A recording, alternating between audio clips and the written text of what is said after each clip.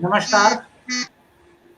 आज के इस कार्यक्रम में आप सभी अतिथि और दर्शकों का हार्दिक अभिनंदन और स्वागत है। आज का यह परिचर्चा का कार्यक्रम आरा, कल, आज और कल विषय पर आधारित है। हम सभी लोगों ने बिहार स्वाभिमान आंदोलन के माध्यम से बिहार के सभी जिला केंद्रों और जिला के अंतर्गत पढ़ने वाले पौराणिक,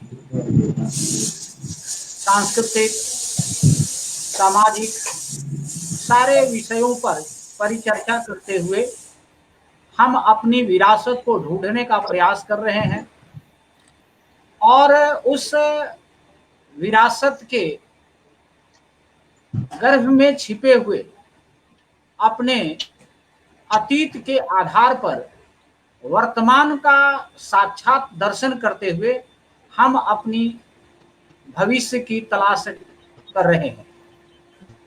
आज अगर हम देखें तो कई प्रकार से केवल और केवल मात्र दोष राजनीतिक क्षेत्र के नेताओं पर ही मढ़ने का काम हो रहा है। तो हम सभी यहाँ पर माननीय अतिथियों के साथ इस विषय पर आरा, कल, आज और कल विषय पर परिचर्चा हम सभी करने वाले हैं। और अपने बीच में जो माननीय अतिथिगण हैं उनका परिचय आप सभी के बीच में। श्रीमान प्रशांत कुमार जी। श्री प्रशांत कुमार जी अपने दैनिक हिंदुस्तान अखबार के सम्मानित वरीय पत्रकार हैं और सामाजिक मुद्दों के साथ साथ राजनैतिक, धार्मिक, सांस्कृतिक मूल्यों पर आधारित आपकी जीवंत लेखनी ने समाज को जागृत करने का काम और झकझोरने का काम किया है। ऐसे माननीय प्रशांत कुमार जी हम सभी लोगों के बीच में है।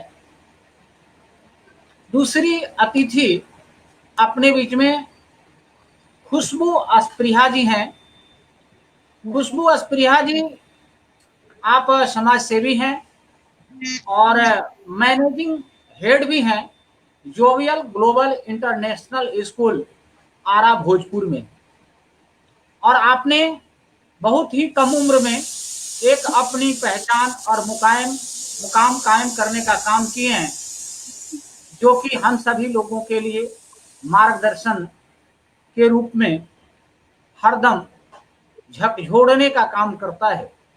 तो ऐसे अपने माननीय अतिथियों के साथ आज के इस परिचर्चा में हम सभी लोग आपके बीच में उपस्थित हैं। मेरा पहला प्रश्न आदरणीय प्रशांत कुमार सर से है कि आरा का जो सांस्कृतिक जो विरासत, राजनीतिक विरासत जो रही है उसके बारे में, यानी हम लोगों को आरा के कल के बारे में एक बार मार्गदर्शन करने का कष्ट करें। जी नमस्कार। जहाँ तक आरा की कल के बारे में बात करें तो आरा शाहाबाद की राजधानी रहा है और पुराने शाहाबाद, बाद में इस शाहाबाद से ही बक्सर, रोहतास और कैमूर जिला अलग हुआ। तो हम बात अगर शुरू करेंगे तो 1857 की लड़ाई से बात शुरू की जाए तो बेहतर होगा। राजनीतिक रूप से हो या सांस्कृतिक रूप से हमारा शहर काफी समृद्ध रहा है और ये सांस्कृतिक समृद्धि का ही और राजनीतिक समृद्धि का ही ये है कि जब पूरा देश जल रहा था, आपको आजादी के बाद और पहले, तो आरा ऐसा पहला शहर है कि जहां किसी तरह का दंगा नहीं हुआ। इसके अलावा आरा की पहचान धार्मिक रूप से आरण्य देवी के रूप में भी है और इसकी प्राचीन जो है अपना विरासत भी है। रामायण काल से लेकर महाभारत काल से लेकर कई किंवदंती है कि यहाँ पर बगल में, आरा के बगल में एक बड़ासुर का ये हुआ था, वध भी हुआ था और भीम आए थे। आरण्य देवी ये है, जो आरण्य था मतलब वन था, वन से आरण्य देवी का ये हुआ, ये प्राचीन है। इसके बाद 1857 की बात करें तो वीर कुंवर सिंह जो हैं, सिर्फ आरा ही नहीं, बिहार और बिहार के बाहर भी इन्होंने लड़ाई का नेतृत्व किया और यहाँ से एक लॉन्ग मार्च किया, जो लेनिन के लॉन्ग मार्च से भी बड़ा लॉन्ग मार्च था जी। और जी, इसके बाद आजाद भारत हुआ।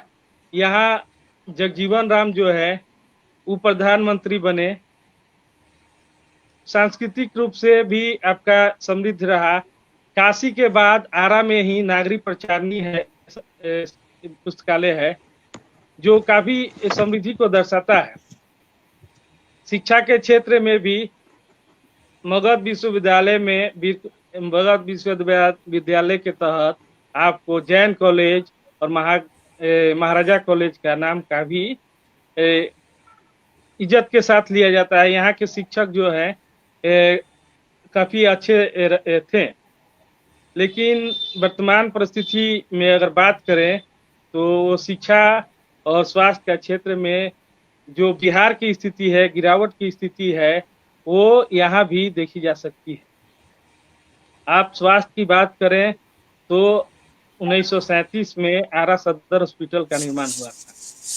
तत्कालीन जो बिहार और उड़ीसा, जो झारखंड भी था, उस समय के जो बिहार के हेड थे, अंग्रेज थे, उन्होंने उद्घाटन किया था। उस समय आबादी काफी कम थी। आज आरा की आबादी लगभग 4 लाख है। आरा नगर निगम हो गया है। फिर भी जो इंडियन हेल्थ स्टैंडर्ड है उस अनुसार डॉक्टर नहीं है। आबादी तो बढ़ी, डॉक्टरों की संख्या घटी।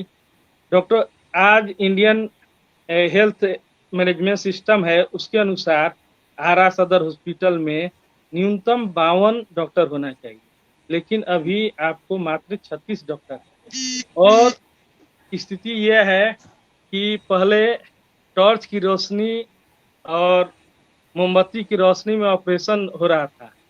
अब भले जनरेटर की व्यवस्था हो गई है, लेकिन डॉक्टर जो है, डॉक्टर के नहीं रहने से ऑपरेशन सही समय पर नहीं होता है। इसके कारण मरीजों को परेशानी उठानी पड़ती है। आपको मैं बताऊं कि आउटसोर्सिंग हुआ है, तो सब कुछ रहते हुए अस्पताल जो है मरीजों के लिए है, लेकिन मरीज का जब इलाज नहीं होगा, जब मरीज रेफर होके आते हैं वो इमरजेंसी के हालत में, तो स्ट्रेचर खुद उठाना पड़ता है। अब ये शर्मनाक स्थिति है। कल ही जो एक महिला मरीज प्रसव पीड़ा से पीड़ित होकर सदर हॉस्पिटल में इलाज कराने आई और कोरोना जांच के लिए लाइन में लगी और खुले आसमान के नीचे नवजात शिशु को जन्म देना पड़ा। ये आपको पूरे मेडिकल सिस्टम का सच्चाई है। एडिशनल पीएससी पूरे भोजपुर में आपको 28 है। अभी हमने हाल ही में एक सर्वे कराया था, अपने रिपोर्टर को भेजकर, 4 रिपोर्टर 4 एपीएससी। मैं आपको बताऊं कि एपीएससी जो है, जहां पर 2-2 डॉक्टरों की पोस्टिंग की गई है, वहां एपीएससी का संचालन गार्ड के भरोसे हो रहा था, एएनएम के भरोसे हो रहा था। रंग रोगन तो खूब हो गया, दिखने में आपको सुंदर बाहर से दिखेगा, लेकिन अंदर स्थिति ये है कि वो मरीज डॉक्टर है नहीं तो मरीज जाएंगे कैसे। इसके बाद आपको शिक्षा की बात करें तो नए स्कूलों का निर्माण, नए कॉलेजों का निर्माण हाल के दिनों में बहुत कम ही हुआ है। कॉलेज तो एक भी नए कॉलेज का निर्माण नहीं हुआ। पूरे भोजपुर में 1932 प्राइमरी और मिडिल स्कूल है। अब इन स्कूलों में को उत्क्रमित किया जा रहा है। जी नए स्कूलों का ये नहीं है कि आपको नए स्कूल है, जो मिडिल स्कूल है उसको हाई स्कूल में कन्वर्ट किया जाए, जो प्राइमरी है उसको मिडिल में किया जा रहा है। और स्कूलों का संचालन की स्थिति ये है कि सारे जी शिक्षक जो है मिड डे मील में ही फंसे हुए हैं, बाकी कार्य में।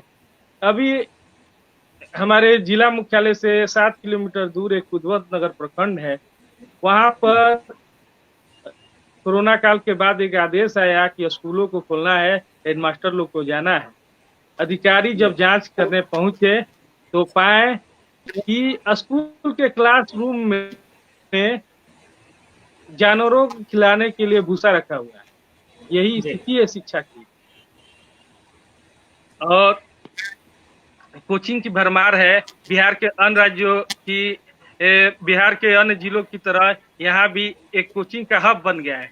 क्योंकि भोजपुर के अलावा जो सटे रोहतास है, रोहतास के अधिकांश प्रखंडों के, सटे हुए प्रखंडों के, बक्सर के जी अधिकांश प्रखंडों के छात्र विद्यार्थी जो है यहाँ शिक्षा के लिए आते हैं शुरू से ही।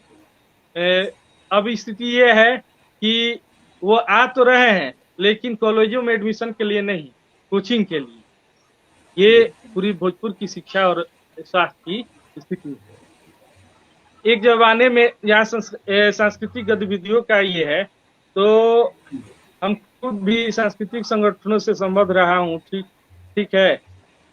हम बताते हैं 1995 तक यहाँ पर आपको 2 दर्जन से ज्यादा रंग संस्था कार्यरत थी और विभिन्न, ऐसा कोई महीना नहीं होता था जहाँ नाटकों का प्रदर्शन नहीं हो रहा था। ठीक है, तो इसमें अरुजता आई है, गतिरोध है और नाटकों का प्रदर्शन नहीं हो रहा है।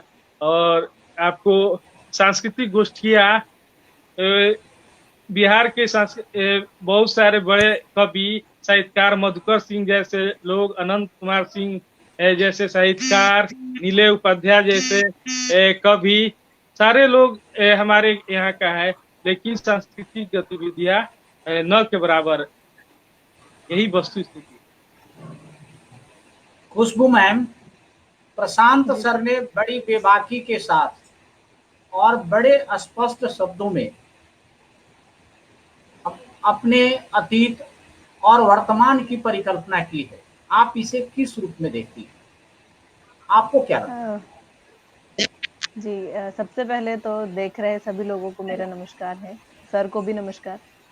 और जितनी भी बातें सर ने कही है वो चाहे हमारे पास्ट को लेकर कही है और अभी का जो वर्तमान में जो सिनेरियो चल रहा है, मैं पूरी तरह से उनके साथ सहमत हूँ कि क्योंकि हम सब देख रहे हैं कि आज के समय में किस तरीके से जहाँ पे हमको बदलाव में विकास को देखना चाहिए था या हमको विकास का एक नया बार सेट करना चाहिए था, उस समय में हम पिछड़ते जा रहे हैं।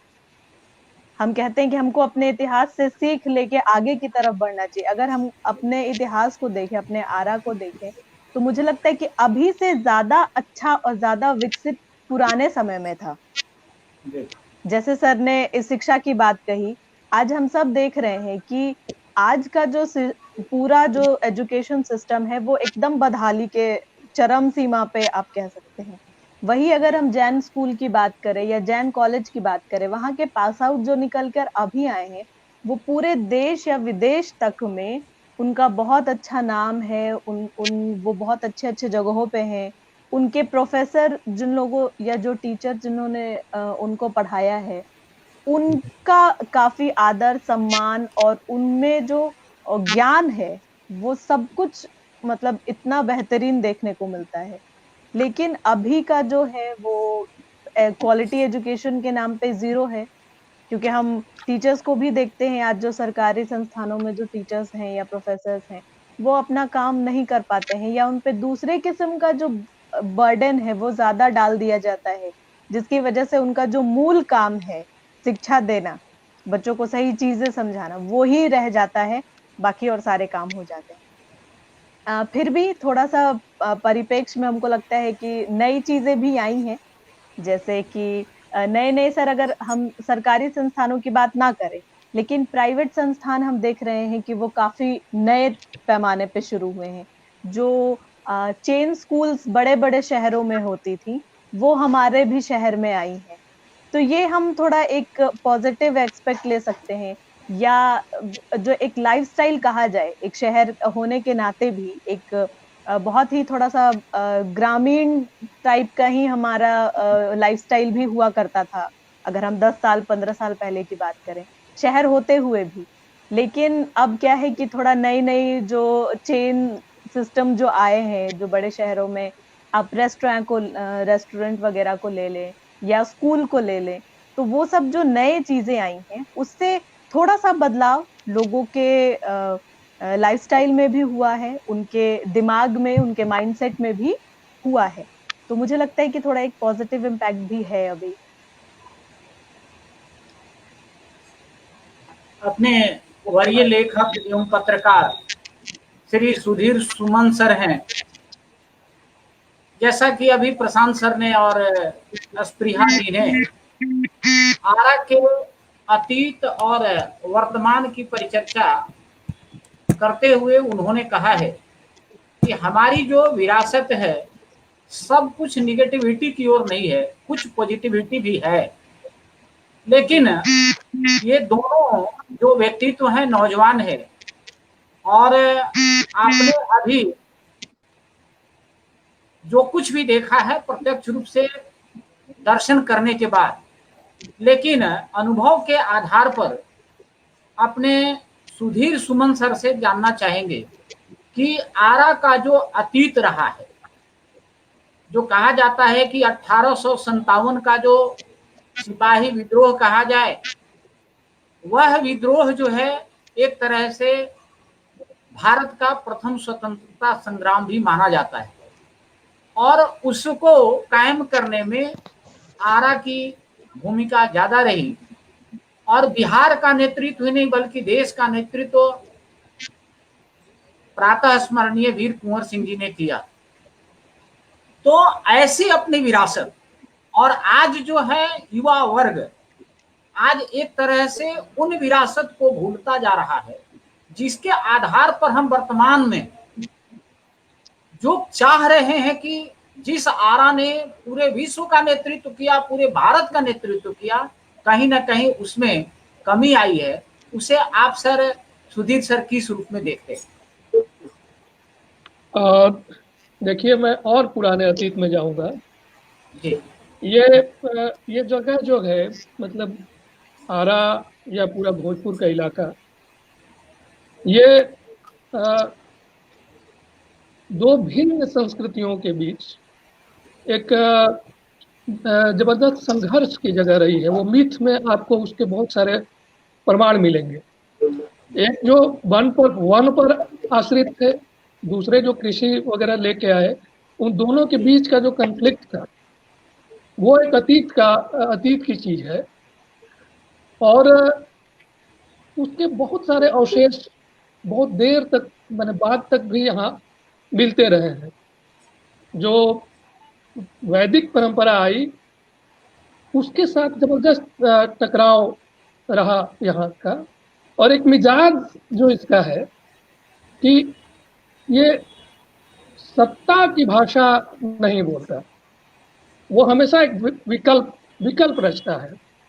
और ये विकल्प रचने की उसकी जो ये है, ये कभी खत्म नहीं होती है। मुझे जो एक अतीत से लेकर के वर्तमान तक का सफर तय करने में यह एक बड़ी बात लगती है। दूसरा, मैं माफी चाहूंगा कि मैं देर से जो शामिल हो पाया, तो इस शामिल होने के पीछे भी एक कारण ये है कि देखिए, लंबे समय से पलायन, रोजगार के लिए पलायन हमारी बड़ी समस्या रही है, लंबे समय से। वो ऐसे ही नहीं बने। ये जगह 1857 के दौरान अगर जन विद्रोह का स्वरूप अख्तियार कर लिया उसने, भोजपुर में किसी भी और जगह की अपेक्षा, तो इसकी बड़ी वजह थी कि किसानों के बेटे फौज में जाकर के काम करने को विवश थे। ये प्रक्रिया लगातार चलती है। आप भिखारी ठाकुर के यहाँ जैसे मैं कहता हूँ कि अतीत को हम दोबारा नहीं पा सकते हैं। जैसे बिहार स्वाभिमान की बात जब हम करते हैं, तो अब सम्राट अशोक को हम नहीं पा सकते हैं। उससे जो प्रेरणाएं लेनी है वो अपने वर्तमान में ले सकते हैं। वो हमारे 1857 के जो योद्धा थे वो भी अपने वर्तमान को सामने रख के लड़ रहे थे, और वो प्रक्रिया निरंतर, ये मैंने पॉलिटिकली देखिए तो ये समाजवादियों का एक्सपेरिमेंट ये रहा, या धर्म के स्तर पर भी जैन लोग जो वो भी खुद उस परंपरा को चुनौती देने वाले थे, उनकी जगह रहा। फिर किसान आंदोलनों और बाद में नक्सलवाड़ी विद्रोह को तो जैसे खत्म हो जाने के बाद यहीं से वो दोबारा उठ खड़ी हुई, और देश भर में अगर तीसरी लेफ्ट पार्टी को बनाने में भूमिका है तो इस जगह की है, इसने बनाया है। तो भोजपुर कई बार समय से आगे देखता है, और नकारात्मक चीजों को जब हम देखते हैं तो एक दो दिन में सफल नहीं हो रहा है। एक जनतांत्रिकरण की जबरदस्त प्रक्रिया चल रही है। हमारे सुशील भैया है साथ में, उसके साथ मैंने उसके गवाह है, उसमें शामिल रहे हैं। हमारी पूरी सोसाइटी एक जबरदस्त जनतांत्रिकरण की प्रक्रिया से गुजर रही है हर लेवल पे, और हमें मतलब मैं भोजपुर को इसी रूप में देखता हूँ कि वो प्रक्रिया ठप नहीं पड़ी है, वो जीवित है। और बाकी शिक्षा वगैरह तमाम जो चीजें हैं वो भोजपुर में अलग से, आरा में अलग से नहीं है। शहरीकरण की समस्या हमारे यहाँ बिहार में एक पुरानी समस्या रही है। उत्तर प्रदेश में जितने शहर डेवलप हुए, हमारे यहाँ नहीं हुए उस तरह से। तो फिलहाल तो यही बात आगे बढ़ाई जाए।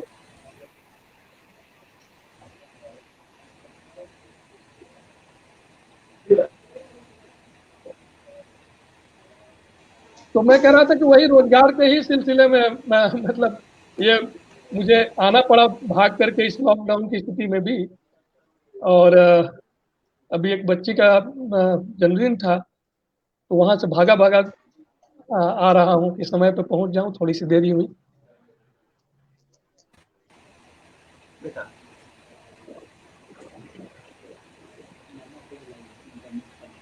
अभी लगता है संचालक हमारे में है। एक 1857 की एक और बड़ी बात, हिंदू मुस्लिम एकता की, और वो हिंदू मुस्लिम एकता और वो जो सद्भाव है, इधर 2 दशक में बहुत कोशिश हुई उसको खत्म करने की, लेकिन अब भी चाहे जिन वजहों से, जिन समाज के चाहने वाले लोगों की वजह से हम अभी तक उसे बचा पाए हैं, हमले बहुत तेज हैं।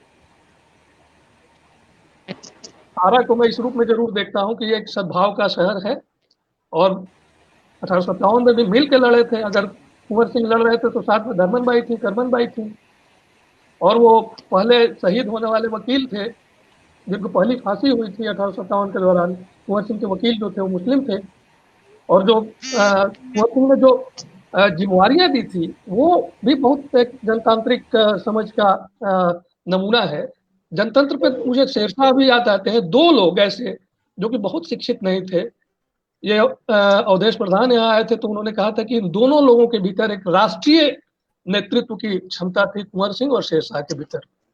तो हमारी विरासत ये है। और सोचता हूँ कि थोड़ा सांस ले लूं, उसके बाद बात आगे बढ़े।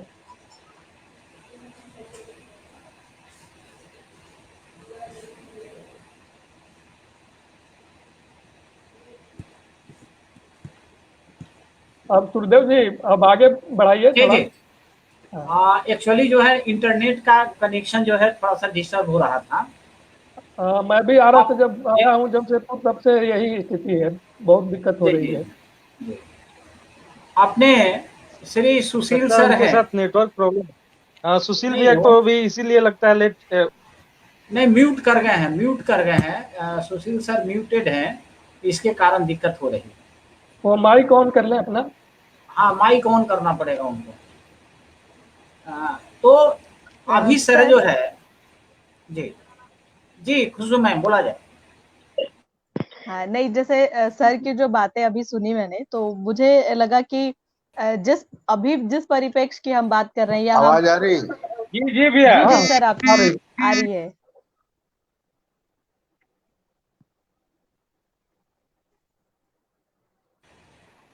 खुशबू जी बोला जाए। जी, तो जैसे कि अभी जिस हम सब जो हैं वो आरा को सिर्फ इतना ही समझते हैं जो जैसे 1857 के या कुंवर सिंह जी को याद करके, या उन्हीं के इर्द गिर्द रह के हम याद करते हैं। उसी में जैसे सर के साथ हम एक चीज जानना चाहेंगे कि सर, जो एक जैन समुदाय का जो हमारे शहर में बहुत ज्यादा उनका एक कंट्रीब्यूशन कह सकते हैं, या उनके तरफ से बहुत सारी ऐसी चीजें हैं जो हमारे आरा में विकसित की गई हैं, तो उसके बारे में थोड़ा सा जानना चाहेंगे हम।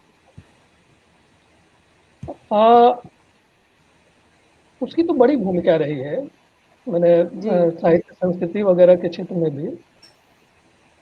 लेकिन मतलब वो उसकी रिलीजियस इम्पैक्ट से लेके लिटरेचर तक। हाँ, हाँ, लेकिन वो रिलीजियस भी था, तो उसने जो स्थापित ये था उसको काफी चुनौती दी थी, और उसके सिद्धांत तो बड़े अब भी प्रासंगिक हैं। जैसे जी एकमात्र जी। अपरिग्रह का ही लीजिए सिद्धांत। सुशील भी अपना माइक ऑन करिए ना, आपको सुनना है। हाँ सुशील सर, सुशील सर।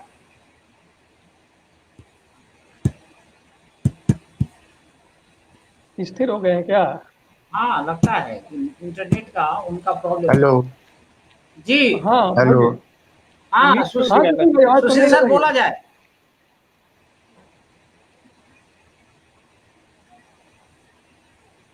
लगता है क्या सुशील भैया हम लोगों से नाराज है सर।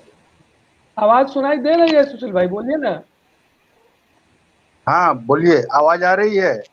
जी जी। हाँ, आवाज एकदम आ आ रही रही है। है? जी जी हाँ। जी। हाँ हाँ हाँ। जी जी। हेलो। जी बोला जाए। हेलो। जी बोला जाए। जी भैया। आवाज आ रही है, हाँ हाँ बोला हाँ हाँ हाँ। सर, जो आरा का हाँ अतीत रहा है हाँ। और जो वर्तमान नहीं है। नाराज। जी हेलो। जी। जी। हाँ बोला बोलिए जाए। बोलिए। हाँ हाँ। आरा के अतीत, क्या आरा माने, के हम तो अतीत और जी अब शुरू। हाँ। हेलो। हाँ। आरा के अतीत और वर्तमान पर अभी परिचर्चा हो रही थी। एक जैसा सुधीर जी ने बताया, जी हाँ, अति वही है। सुधीर एक काल से संघर्ष की और विद्रोह की भूमि है पूरा। आपको मिथिकल पीरियड से लेकर के मेडिएवल, ये पूरा एक इसकी भौगोलिक की स्थिति ऐसी रही है। जी कैमूर का उधर जी करने काल में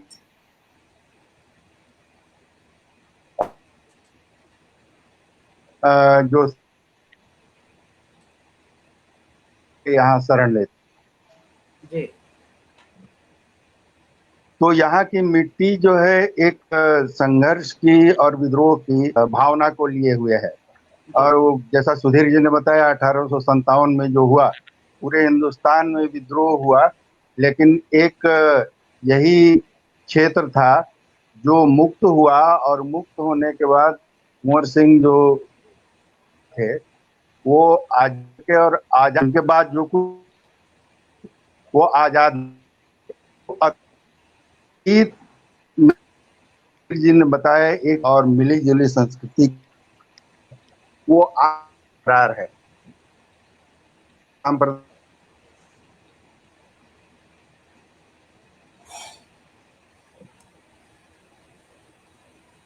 जी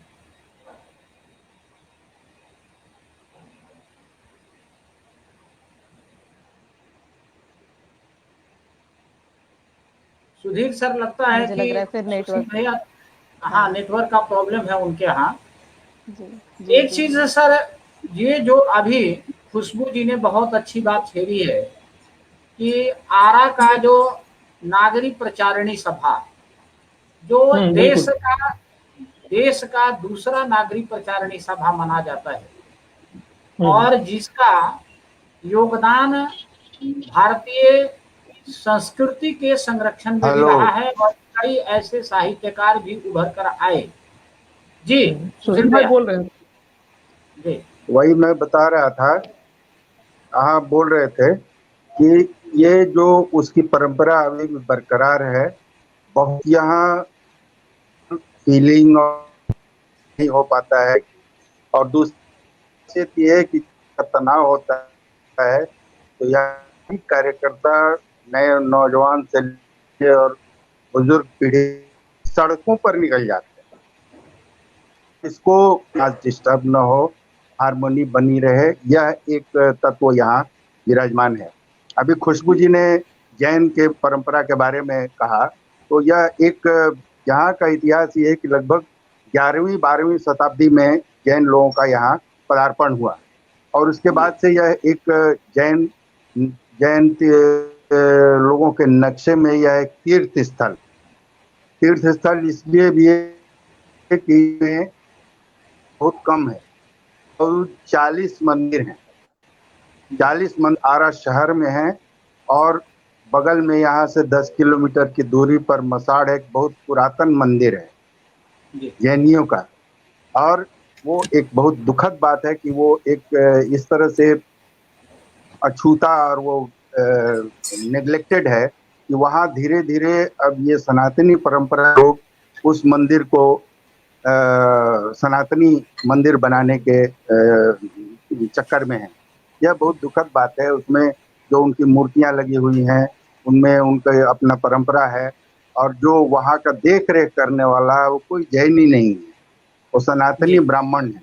और वो पूरा प्रयास धीरे धीरे चल रहा है कि उस जैन मंदिर को एक दूसरे इसमें बदल दिया जाए। यह और जैन के जो यहाँ के लोग हैं वो लोग भी, एक ट्रस्ट है उसकी देख रेख करने वाला, लेकिन प्रॉपर इस पर ध्यान नहीं है। यह हम लोगों ने जाकर के हाल में देखा था, ये बहुत चिंता की बात। तो यह एक जो मिली जुली संस्कृति का शहर है और जिला है, इसको बरकरार रखा है यहाँ, ये आगे भी बरकरार रहेगा। साहित्य की चर्चा की आप में बहुत ऊंचा रहा। अभी ये बढ़ कर सिर्फ भोजपुर और आरा के बारे में कहना बड़ा है, क्योंकि यह आरा शहर जो है ये पूरा शाहाबाद क्षेत्र की राजधानी रही है। ये आरा जी शहर मुख्यालय रहा है, और इसमें राधिका रमन सिंह से लेकर के सिकुजन सहाय और कलेक्टर सिंह केसरी और बड़े बड़े यहाँ साहित्यकार हुए। जी और ये बहुत उर्वर धरती है, और आज भी आज की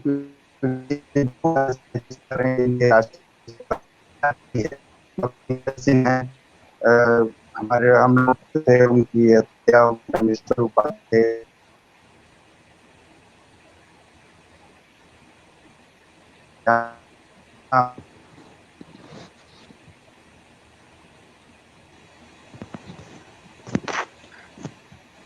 सुधीर सर।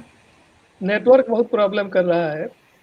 जी जी सुशील भाई जो मसाड़ वाले मंदिर का जिक्र कर रहे थे, जी 1-2 साल पहले दैनिक आज में एक विस्तृत रिपोर्ट छपी थी जी कबीरपंथियों को लेकर, कबीरपंथी साधुओं के और उनके मठों को लेकर, जी कि कई लोगों की जमीन के लिए हत्या कर दी गई है। ये आमतौर पे लोगों को पता नहीं है। जी तो कबीरपंथी लोगों की भी एक बड़ी मतलब परंपरा हमारे इस जनपद में रही है। तो कहिए कि जितने, जैसे मैंने कहा कि वैकल्पिक विचार, जी उसके लिए इस जगह यहाँ हमेशा जगह रही है। नए निर्माण, नए स्वप्न, मैंने जैसे स्वप्न बोने की एक कोई धरती हो, तो मैं उस सपनों की धरती जिसको हकीकत में बदलने का संघर्ष जहाँ है, उस रूप में आरा को देखता हूँ। और बताइए कि आप आगे क्या बात करनी है। सर, जैसा कि हम लोग जैसे अस्पृहा जी ने भी इस विषय को उठाया है कि आरा का पहचान केवल 1857 के आंदोलन से ही लोग मापते हैं, लेकिन उसके बाद भी कई ऐसे आंदोलन वहां पर हुए, जैसे अभी सर चर्चा कर रहे थे नक्सलवाद का आंदोलन, फिर जाकर के दमन के लिए जो भी संगठन बना, वहां इस परिचर्चा में वैसे शायद उसे शामिल करना उचित नहीं होगा, लेकिन अगर हम बात करें तो समाजवाद की पोषक वह धरती रही है। और स्वामी सहजानंद सरस्वती, बिहार में अगर स्वामी सहजानंद सरस्वती जी के नाम पर कहीं कॉलेज है तो वह आरा में है। और जब स्वामी सहजानंद सरस्वती जी के किसान आंदोलन को जब हम सभी पढ़ते हैं और किसानों के संघर्ष को जब हम याद करते हैं, तो उसमें भी आरा के धरती का एक अलग पहचान वहां दिखाई देता है। और सारण के बाद अगर और उत्तर प्रदेश के बाद कहीं आंदोलन का दौर चला स्वामी सहजानंद सरस्वती के द्वारा, तो वो निश्चित रूप से आरा में चला। तो आपने सही कहा सर कि निश्चित रूप से ये एक तरह से प्रयोग भूमि है, सारे विचारधाराओं का प्रयोग भूमि है, और उस प्रयोग भूमि के नाते आरा ने स्वीकार और अंगीकार करने का काम किया है। लेकिन सबसे बड़ी जो अहम बात है कि अगर हम देखें तो शैक्षिक दृष्टि से भी 3 किलोमीटर के रेडियस में 3-4 कॉलेज भी पढ़ते हैं वहाँ। स्वामी सहजानंद सरस्वती महाराजा कॉलेज, फिर उसके बाद जो है जैन कॉलेज, ये सारे कॉलेज, उसके बाद महंत महादेवानंद कॉलेज भी वहाँ, महिला को सर इस प्रकार के विरासत को समेटे हुए बिहार का नेतृत्व किया है। लेकिन आज भी अपने अतीत के आधार पर बिहार का जो वर्तमान की रचना होनी चाहिए, आज भी अपने अतीत के आधार पर जो वर्तमान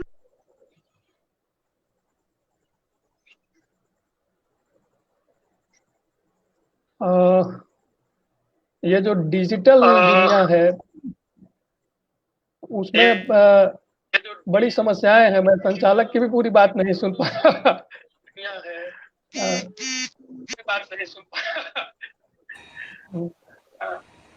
और फिर आवाज अपनी ही गूंज रही है। जी, तो मैंने कहा कि किसान आंदोलन की भी अग्रणी भूमि रही है, 1857 के आंदोलन की भी भूमि रही है। अगर हम कहें तो नक्सलवाद की भी भूमि जो है प्रयोग की भूमि रही, फिर उनको जो है ठीक करने के लिए रणवीर सेना के भी प्रयोग की भूमि रही। तो कई ऐसे आंदोलन, और देश में जब देवनागरी का जिस प्रकार से लोप हो रहा और उस देवनागरी की भाषा को बचाने के लिए जिस प्रकार का आंदोलन आरंभ किया, आज वह आंदोलन निश्चित रूप से जो पैमाने पर होना चाहिए वह नेतृत्व होने में आशा है, अब जो है पिछड़ता हुआ नजर आ रहा है। देखिए, मैं राजनीति, संस्कृति और सबसे सहयोग करके कहना चाहता हूँ कि देखिए, सपनों को, जो सपने होते हैं वो हम उसको बहुत कैटेगराइज नहीं कर सकते कि ये पॉलिटिकल है। कब पॉलिटिकल सपना साहित्य में रूपांतरित हो जाता है, कब वो समाज शास्त्र में जाता है, ये घुला मिला हुआ स्वरूप हमारे यहाँ ज्यादा है। नागरिक पहचानने के लिए बहुत एक दौर में हम लोगों ने मूवमेंट भी किया था, उसको उसकी स्वतंत्रता के लिए, उसको उस पर नियंत्रण जो हो कलाकारों। लेकिन अब देखिए उसकी दशा, और अनुमान लगाइए कि आज हिंदी भाषा देवनागरी के प्रति जो व्यवस्था चलाने वाले उनका क्या प्रति जो व्यवस्था चलाने वाले उनका क्या रूप है। और भाषा जो हिंदी भाषा है वह उसकी ताकत जनता क्या रुख है। जैसे जैसे पूरा 1000 वर्षों का इतिहास देखिएगा तो समय समय पर अलग अलग जातियां या उपभाषाएं उसके सेंटर में आई। भोजपुरी जैसे भोजपुरी है, अभी भोजपुरी के लिए पूरा मूवमेंट चल रहा है, उसमें कई पॉजिटिव हैं, कुछ बहुत संकीर्ण भी हैं, लेकिन ये सब मिला के हिंदी को तैयार करते हैं। और जैसा सुशील भैया याद दिला रहे थे, शुक्रिया साहब तो बड़े महान साहित्यकार को हम पढ़ते हैं, उनके पांडुलिपि सुधारने वाला, उनके शब्दों को सुधारने वाले वो व्यक्ति थे। जैसे पूरा 1000 वर्षों का इतिहास समय समय पर अभी जरूर है कि हम 125वीं जयंती उनकी होती है, बड़ा आयोजन। जैसा सुशील भैया याद दिला रहे थे, बात करना बड़ा मुश्किल हो रहा है, इतनी आवाज टकरा रही है अपनी। अब मुझे लगता है सब अगर अपना अपना म्यूट कर देंगे ना माइक तो वो सही रहेगा। सब म्यूट जो म्यूट कर ले सब, मुझे वो सही रहेगा। सब म्यूट जो म्यूट कर ले जी। तो और दूसरी बात है कि देखिए किसान विद्रोहों की ही निरंतरता में और स्वाधीनता आंदोलन की निरंतरता में मैं जो भोजपुर का मूवमेंट रहा है, भोजपुर आंदोलन के नाम से ही मशहूर रहा है पूरी दुनिया में, देश दुनिया में इसे भोजपुर मूवमेंट कहा गया। पहले नक्सलवाड़ी मूवमेंट नहीं, उसे भोजपुर मूवमेंट कहा गया, जिसमें 3 लोगों का नाम सबसे ज्यादा मतलब उसके संस्थापकों में लिया जाता है, जगदीश मास्टर, रामेश्वर यादव और राम नरेश राम। तो राम नरेश राम को अब एक मैंने उनके जीवन से जुड़ी एक चीज बताते हुए कि कैसे वो किसान आंदोलन, सहजानंद सरस्वती और उनके साथ कार्यानंद शर्मा थे, वो सीपीआई में थे, उन्होंने किसान मोर्चे पर काम करने की जिम्मेवारी दी। और 50s के दौर में 50 दशक में बहुत बड़ा आंदोलन एक पनवट के सवाल पे किसानों का खड़ा हुआ था। जी। और ये किसान और मजदूरों के बीच जो टकराव है, इसके भीतर जो मैंने अलगाव जो पैदा करता है वो फ्यूडल सेंस है। अगर आप लोकतांत्रिक नहीं होंगे तो आप मजदूरों को कुचलने के पक्ष में खड़े हो जाएंगे।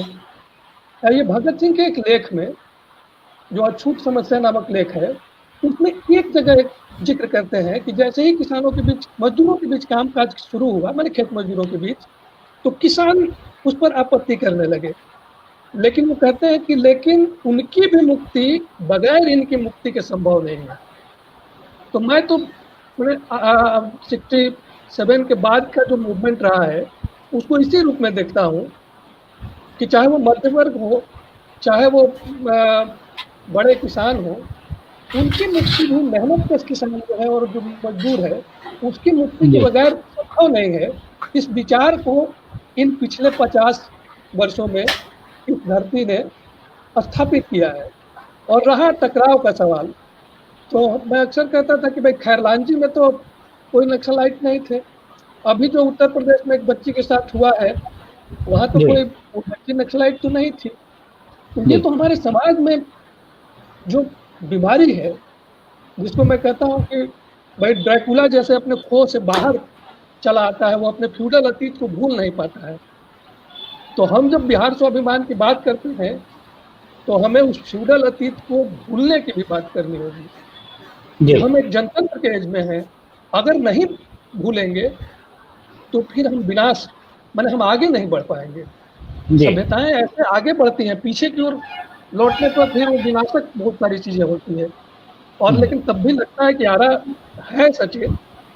अब सोसाइटी है, जीवंत सोसाइटी है, तो उसमें हर तरह के लोग होंगे, हर तरह की शक्तियां होंगी, उनके बीच रास्ता कसी भी रहेगी।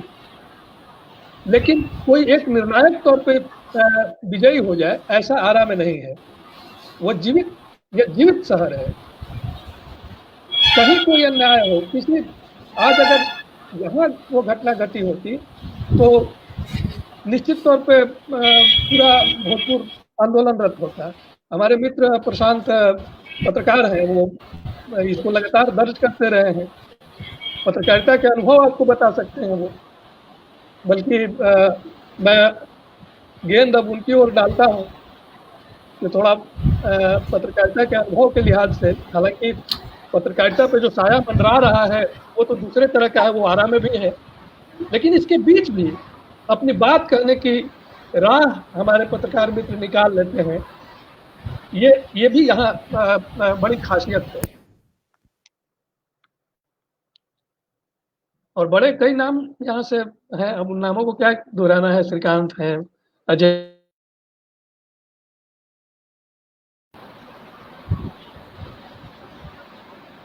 प्रशांत सर, आरा सजग है, जी सचेत है, सचेत है जी और बिहार का प्रतिनिधित्व भी किया है, नेतृत्व भी किया है।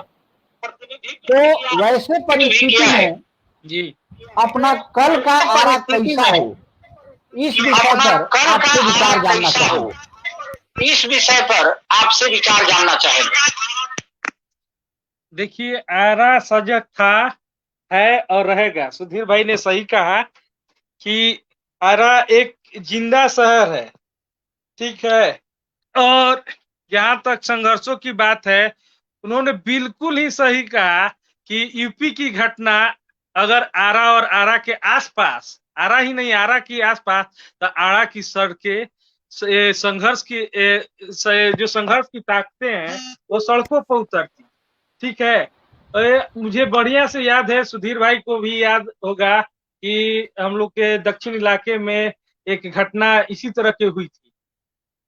सिर्फ सड़कों पर ही नहीं, कोर्ट के सामने भी प्रदर्शन हुआ था। और मेरा शहर जो है हमेशा एक गवाह बना है, ठीक है। वो 1857 का ही बात नहीं है, वो जितने भी समसामयिक मामले हो, आप अगर दिल्ली में घटना घटती है तो दिल्ली में प्रदर्शन होने से पहले आरा में मार्च हो जाता है। ये शहर की पहचान रही है। और देखिए, अब कल की आप बात कर रहे हैं, तो कल का आरा सुंदर आरा, ठीक है, सुंदर आरा होना चाहिए और होगा ही। वो किस बात पर निर्भर है, उसका नेतृत्व कौन करेगा। सबसे बड़ा चीज है नेतृत्व का। आप सिर्फ कल्पना, जैसे आप अभी बात हो रही थी कि अतीत के आधार पर ही वर्तमान का निर्माण होता है, तो वर्तमान के आधार पर भविष्य का नींव रखा जाता है। तो सबसे बड़ी चीज है नेतृत्व का। आपका नेतृत्व अगर सही रहेगा, वो राजनीतिक रूप से हो या सांस्कृतिक और सामाजिक रूप से हो, नेतृत्व अगर बेहतर रहेगा तो कल आपका बेहतर बनेगा, ठीक है। कुछ समस्याएं हैं, उसके लिए दीर्घकालिक और तत्कालिक दो तरह की रणनीति अगर हो, तभी आप बेहतर कल की कल्पना कर सकते हैं।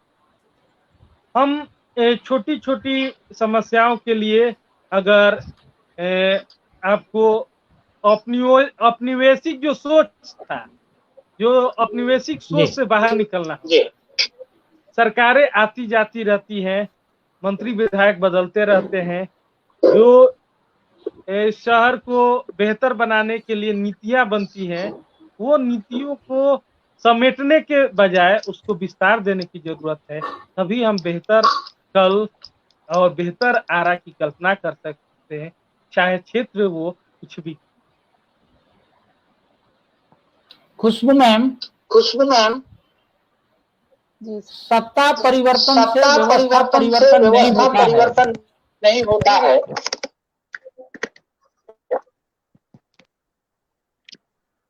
आबादी है जी महिलाओं की, और आरा की गलियों में हम भारत की नारी हैं, फूल नहीं चिंगारी है। और अपने भारतीय संस्कृति की यत्रस्य नार्यस्तु पूज्यन्ते तत्र मन्ति देवता, यह अपनी धरती रही है। लेकिन जो जी बेहतर कल के आरा के निर्माण की सपना को हम सब देख रहे हैं, उसमें आप महिला शक्ति को किस रूप में देखती हैं और उनकी भूमिका आप किस रूप में चाहती हैं कि आम आवाम के लिए और आरा शहर के लिए उनकी भूमिका।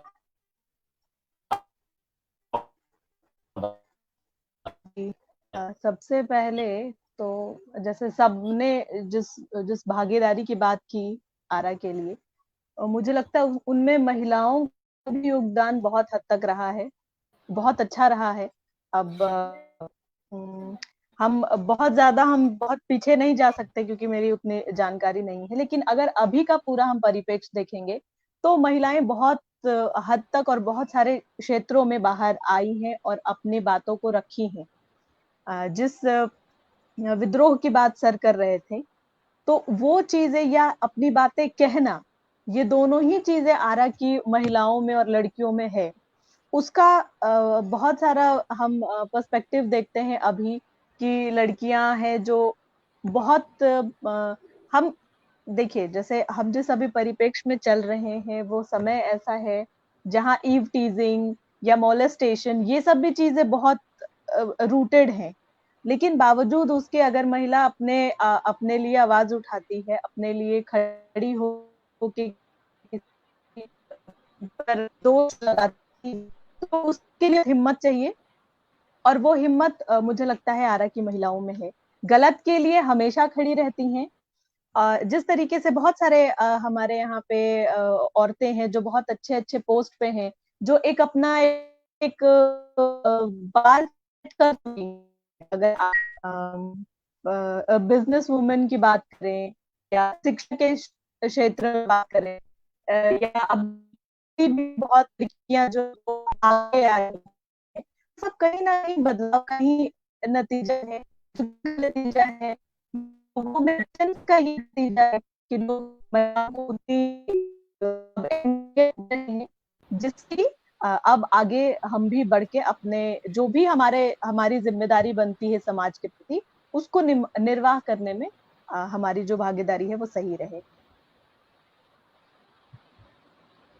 यानी आपकी नजर में जो सामाजिक अंग के अन्य जो क्षेत्र है, जैसे शिक्षा का क्षेत्र है, आर्थिक क्षेत्र है, सामाजिक क्षेत्र है, राजनीतिक क्षेत्र है, जो आरा का जो पौराणिक विरासत रहा है, अभी चर्चा हो रही थी कि मसाड़ का जो जैन मंदिर है, फिर नागरी प्रचारणी की जो वहां पर स्थिति है, इन सारे विषयों पर, और माता आरण्य का मंदिर भी आरा शहर में ही है, तो ऐसे विरासत को समेटे हुए जो आरा की धरती है निश्चित रूप से हमें आवाज दे रहा है, लेकिन उस आवाज में जो समाज की जो भागीदारी होनी चाहिए वह कहीं ना कहीं अभी थोड़ा कम पड़ रहा है, और जी, बिल्कुल, कम है। बिल्कुल सही और है, जो पहले का जो आरा था वह कहीं ना कहीं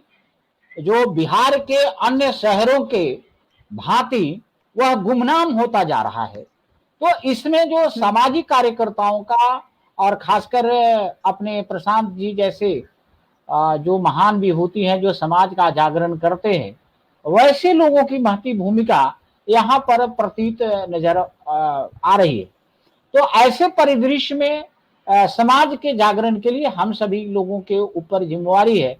तो प्रशांत सर, इस विषय में मैं आपसे आग्रह करना चाहूंगा कि इस विषय पर कि समाज का जागरण और समाज की भागीदारी किस रूप में बेहतर आरा के निर्माण के लिए हो सकता है, आपका सुझाव आमंत्रित।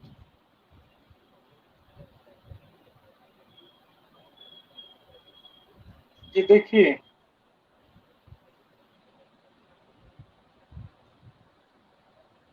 सामाजिक, राजनीतिक और आर्थिक क्षेत्र में विकास के लिए जागरण तो जरूरी है।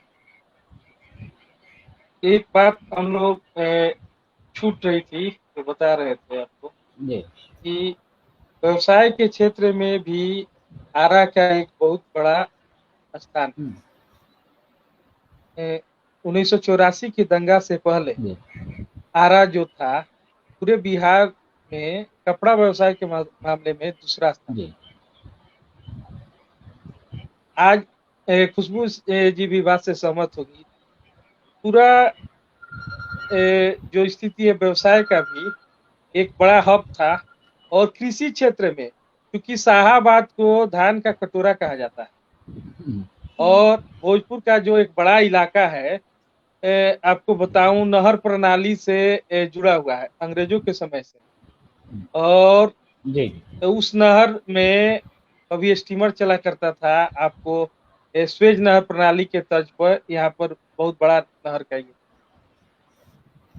किसानों की स्थिति खराब है, पानी की व्यवस्था नहीं है। तो शाहाबाद का जो धान का कटोरा है वो भी सिमट रहा है। कपड़ा का व्यवसाय जो है वो भी, आपको मॉल तो खुल रहे हैं, तो मॉल बड़े पूंजी वाले लोग के लिए है। आप लेकिन वो परचेजिंग एक्सपोर्ट होके आ कैपेसिटी रहा भी है, बढ़ा। हमारे यहाँ वो नहीं हाँ, बन रहा। एक्सपोर्ट हो रहा है हम्म, घरेलू स्तर पर। हाँ आपको बताऊं कि अभी भी मुजफ्फरपुर के बाद कपड़ा व्यवसाय में आरा का प्रमुख स्थान है। लेकिन बाद में एक पटना जो चूंकि राजधानी है और एक नया हब बन गया। आज भी यहाँ से व्यवसाय पूरे शाहाबाद, पटना के बड़े इलाके, नालंदा, नवादा, गया तक संचालन होता है कपड़ा के मामले में। हम लोग जागरूकता की बात करें तो देखिए, राजनीतिक इच्छा शक्ति की जरूरत है। प्रमंडल बनाने की मांग बहुत लंबे समय से हो रहा है। आप भागलपुर प्रमंडल का निर्माण हुआ है सिर्फ बांका और भागलपुर को मिलाकर, और आरा जो शाहाबाद की राजधानी रही है, 4 जिलों का मुख्यालय रहा है, तो आपको अभी तक प्रमंडल नहीं बन सका, दर्जा नहीं मिला। इसका एक प्रमुख कारण तो राजधानी से सटा होना भी है, लेकिन राजनीतिक इच्छा शक्ति है। तो जन जागरण के लिए देखिए, युवा शक्ति को आगे आना होगा, ठीक है। और एजेंडा फिक्स करना पड़ेगा। कल का एजेंडा, आरा का एजेंडा क्या? जी जब तक एजेंडा तय नहीं होगा, और एजेंडा तय करने के लिए आरा के विकास का एजेंडा हो, चाहे उसका विस्तार का एजेंडा हो, सभी तरह से, तो युवाओं के बीच जागरूकता चले और एजेंडा तय हो, तब कुछ बात बन सकती।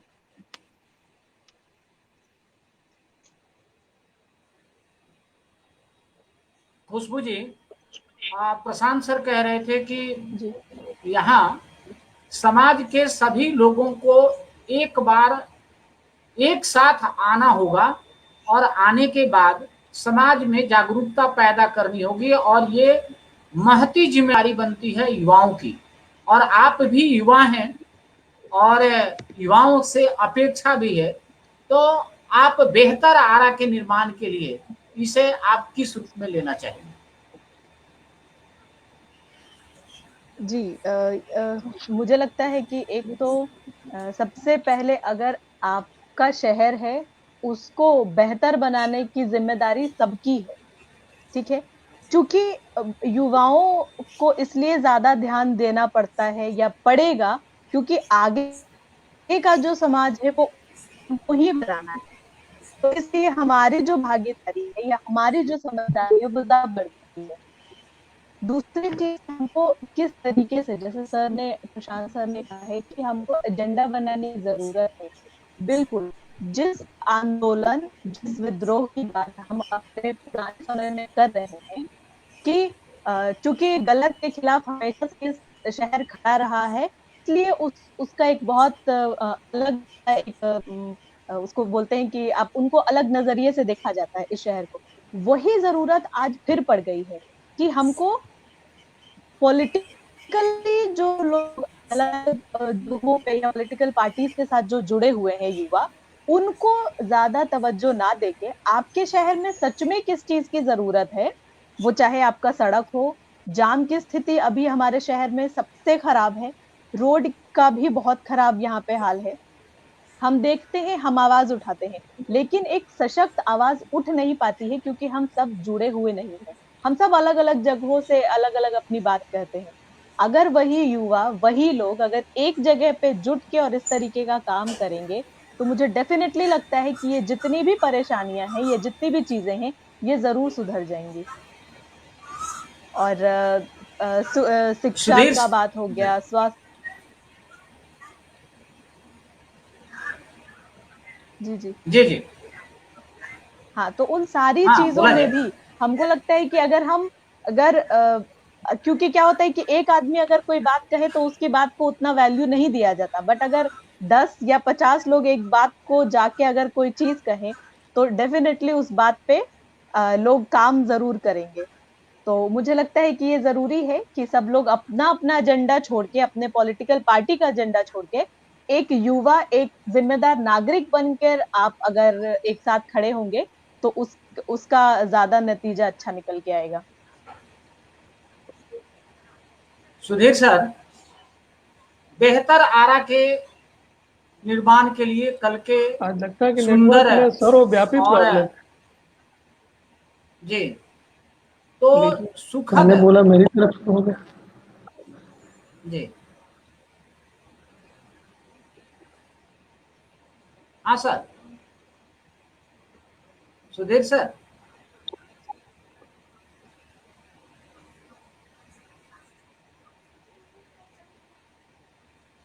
हाँ, खुशबू जी जब कह रही थी, जी इसी तरह से लोगों ने मिल करके वहीं डेरा डंडा डाल दिया था और वो सड़क का जबरदस्त आंदोलन चला था। वो सामूहिकता उसमें सर नजर आई थी। सर मुझे लगता है ना कि उन लेकिन इतिहासों को वापस से दोहराना पड़ेगा। अब हाँ, मैं जी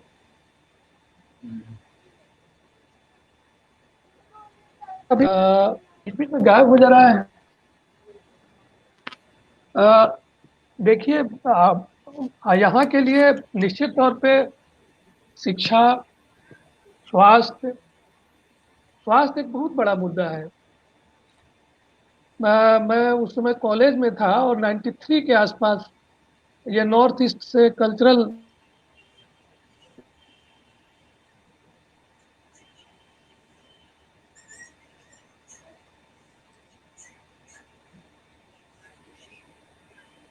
जी सर का नेटवर्क लग रहा है। जी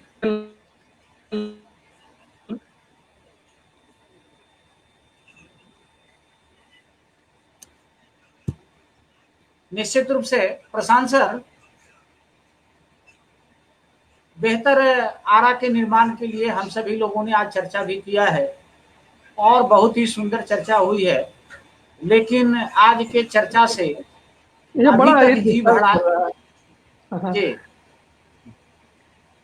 तो मैंने कहा, उन सबों ने कहा कि ये इतने सारे मैंने प्राइवेट क्लिनिक और इतनी सारी दवा की दुकानें क्यों हैं।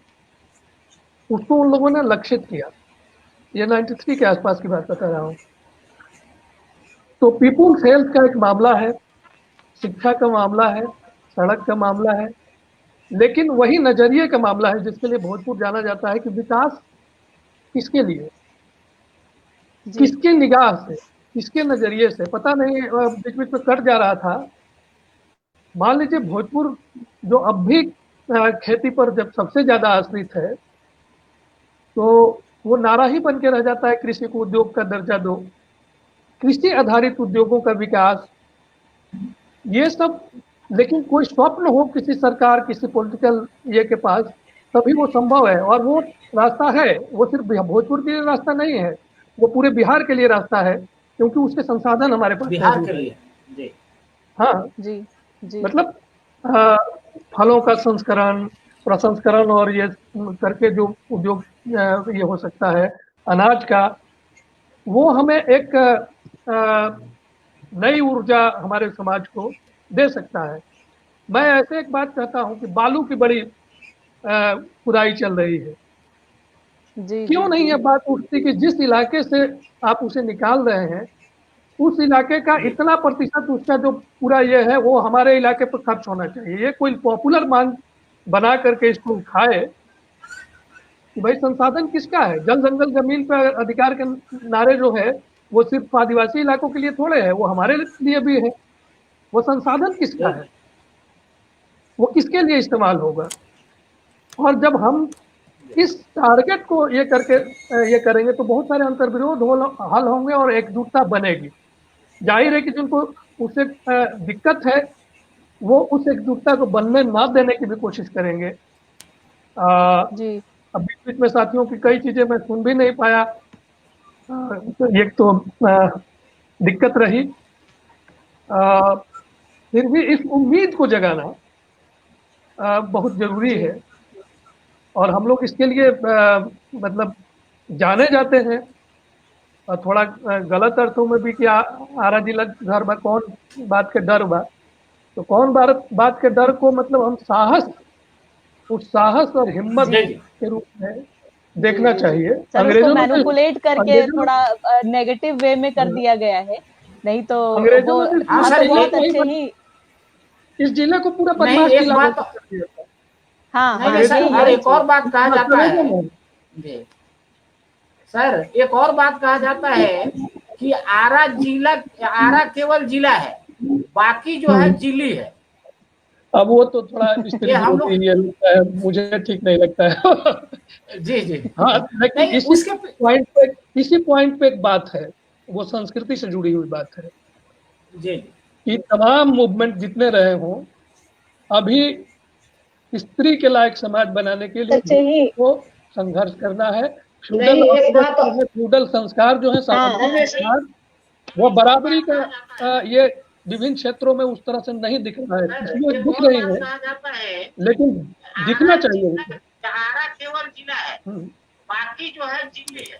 हाँ, तो जिली वो स्त्री विरोधी मुहावरे का सेंस देता है, इसलिए वो ठीक नहीं है। जिला सब जिला है, सब लोग रहते हैं वहाँ, स्त्री पुरुष और हर किसी का अपना अपना महत्व है, हर किसी का अपना इतिहास है, हर जिले का इतिहास है। तो मैं संस्कृति के धरातल से देखता हूँ कि अब भी हमारे यहाँ स्त्री कलाकार, स्त्री लेखिकाएं वो कम है, लेकिन सिर्फ संस्कृति का ही मामला नहीं है, उसे राजनीति में भी वो उस तरह से रूपांतरित होता कम दिखता है। ग्रासरूट में कुछ महिलाएं हैं, लेकिन बाकी मैंने 100-20 बनने से नहीं होगा, वो अपनी अस्मिता और हम हाँ, बहुत बड़े स्तर पे भी सर हम देखें तो महिलाओं को सिर्फ पोस्ट अगर है वो महिला के लिए वो पोस्ट निर्धारित है तो उनको उस जगह पे बिठा दिया जाता है। उसके अलावा जितने काम हैं, जितनी चीजें हैं, वो सब उनके जो पुरुष जो सहभागी हैं, वो चाहे उनका पति हो, उनका बेटा हो या उनका भाई हो, तो ये जो चीज है तो वो भी बताएंगे कि कितने मुखिया पति होते हैं। बिल्कुल, या प्रतिनिधि अपने आप को घोषित कर देते हैं और वो सारे सुख सुविधा कह सके या जितना उनको राइट्स दिए जाते हैं, जो मौलिक उनको राइट्स मिले हैं एक पद के लिए, वो सारा कुछ खुद ही वो काम करते हैं। तो सर ये बहुत खराब, मुझे लगता है कि ये बहुत खराब सिस्टम है। तो हमारे स्वाभिमान के लिए स्त्रियों को बराबरी का दर्जा देना हमारे लिए एक काम है, वो चुनौती है, वो जरूर भोजपुर को करना चाहिए और वो सिविल सोसाइटी की बड़ी जिम्मेवारी बनती है। और जो बुनियादी ट्रेंड के लिए प्रतिबद्ध पॉलिटिक्स है उसकी भी अलावा। तो आज इस परिचर्चा में इस प्रकार से हम पर है जिम्मेवारी और जनता की जिम्मेवारी को निभाना हम सभी लोगों का दायित्व है। और आरा का कल भी भारत और विदेशों के लिए एक प्रेरणा का स्रोत रहा है और कल के आधार पर आज भी आरा का जो वर्तमान है वह बिहार का नेतृत्व कर रहा है। किंतु बेहतर कल के निर्माण के लिए हम सभी लोगों को मिलकर काम करने की जरूरत है और खासकर युवा वर्ग पर यह जिम्मेवारी ज्यादा है, क्योंकि युवा वर्ग के अतिरिक्त जो समाज का अन्य वर्ग है उन्होंने अपने स्तर से आरा को बचाए रखने के लिए आरा के जो विरासत है उनको संजोने के लिए अपनी निरंतरता कायम रखते हुए एक बेहतर मुकाम देने का काम किए हैं। तो आगामी दिनों में भी इसमें एक बात जोड़ना चाहूंगा, ये जो विशाल ग्रामीण आबादी है और वह जो किसान कृषि आधारित, कृषि पर अब भी आश्रित जो लोग हैं, उनकी बहुत बड़ी एकता जरूरी है। जाहिर है उसमें नौजवान भी हैं और आगे वाली ऊपर वाली पीढ़ी भी है, क्योंकि वो चाहे तो बचा सकते हैं, वो चाहे तो कुछ नया रख सकते हैं जो कि पूरे देश को कोई नई उम्मीद, कोई नई रोशनी दे। मैं तो उस रोशनी की तरफ आरा को देखता हूं कि हम में है वो काबिलियत कि हम वो रोशनी दे सकते हैं पूरे देश को, क्योंकि हमारा रिश्ता उस पूरे आज़ादी के आंदोलन के जो मूल्य हैं उसके साथ रहे हैं, और भी जो पुराना ट्रेडिशन, जो भी प्रगतिशील ट्रेडिशन है उसके साथ हम लोग रहे हैं, जो भी विद्रोह के ट्रेडिशन है, जो नव निर्माण का ट्रेडिशन है, तो वो पूरी जनता को उखड़ना,